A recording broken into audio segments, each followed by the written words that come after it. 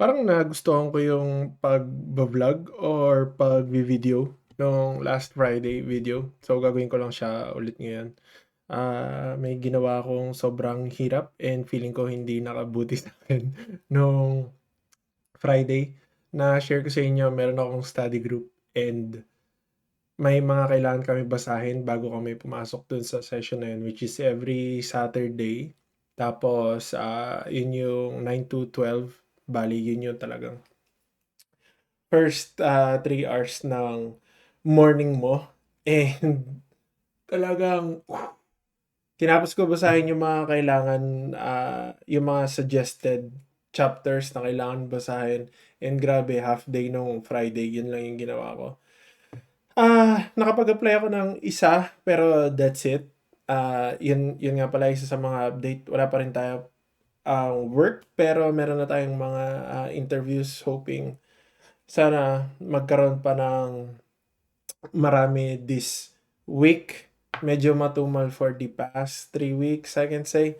Pero nandun na yan, kasama na sa challenge yun. And napag-isip-isip ko lang para mabalikan ko tong video na to.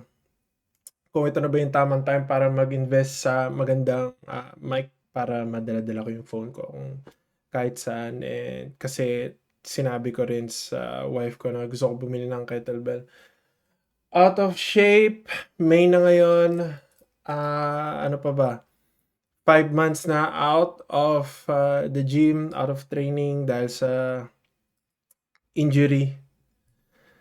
At sa kung ano-ano pang nangyari, obviously nawalan ng work. So, kailangan natin mag-cancel ng mga bagay-bagay. Yan isa yung mga gym. Kasi yung gym dito parang ano rin weekly rin ang bayad mo. So, mabigat siya and kailangan mo na mag-focus dun sa kung ano yung importante. Tulad ng groceries, kuryente, tubig, dun muna tayo. Kung ano lang yung kaya natin. Pero parang nagbabaan yung mga presyo ng kettlebells, yung double cast iron and yung competition kettlebells. So, feeling ko kahit makabili mo lang ako ng isa para makagawa ng content habang nagwo-workout.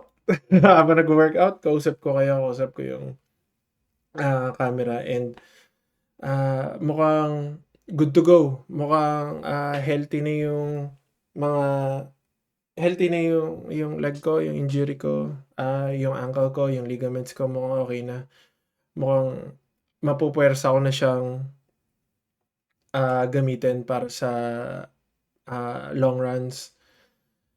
Kailangan ko na, feeling ko kailangan ko na talaga bumalik. Lagi niyo ako nakikita nandito lang sa loob ng second room. Then dito lang ako nagre-record, dito lang ako kung ano mga ginagawa ko.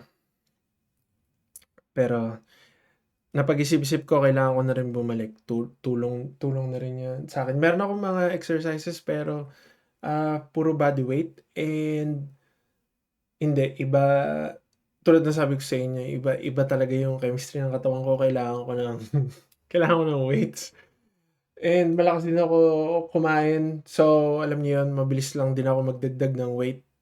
Ah, Tapos na tayo do'n sa pagkuha ng magandang katawan pero kailangan lang talagang bumalik, kailangan maging active para tuloy-tuloy yung pag-create natin ng ganito ng content, makapag-ready tayo sa challenges ng buhay pa. Alam niyo 'yun, makapaghanap ng work, network to people. Pero 'yun na muna this Monday, ito lang muna yung pauna nating video. Titingnan ko pa kung ano yung magiging flow nitong for May, but I am happy. Second month and then yung output ko ng second month, then ito na yung third month. So, tingnan natin kung saan tayo dadalhin ng panahon, challenges, and life experiences. So, yun muna ngayon. Share to sa mama nyo, colleagues nyo, and sa friends nyo. And I'll see you in the next video. Thank you, friends. See ya.